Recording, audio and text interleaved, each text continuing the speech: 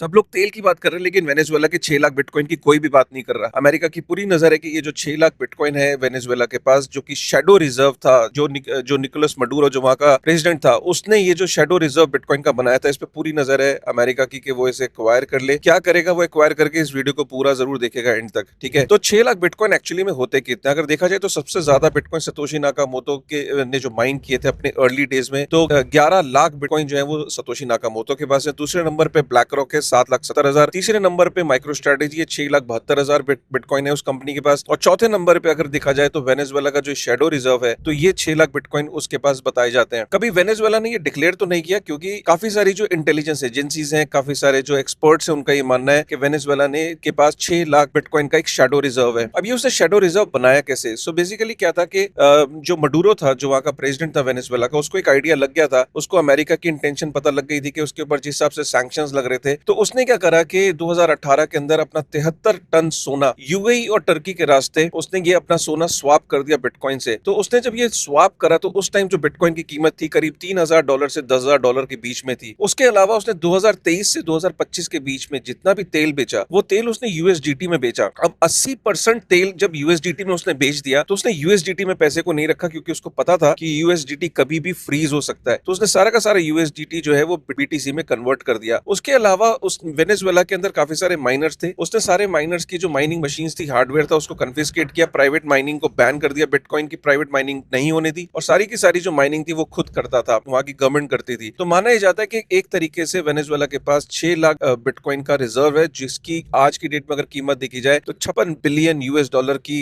कीमत है। अब अमेरिका इसका करेगा क्या? अमेरिका क्या है कि बिटकॉइन स्ट्रेटेजिक रिजर्व उसने पास किया था, उसके अंदर उन्होंने कहा था कि जितने भी बिटकॉइन वो कन्फिस्केट करेंगे, फ्रीज करेंगे क्राइम के, उसको उस रिजर्व में डाल देंगे और कभी भी नहीं बेचेंगे। ऑलरेडी अमेरिका के पास 3,27,000 बिटकॉइन है, तो कहीं ना कहीं वेनेजुएला के पास अमेरिका से ज्यादा बिटकॉइन है, ठीक है।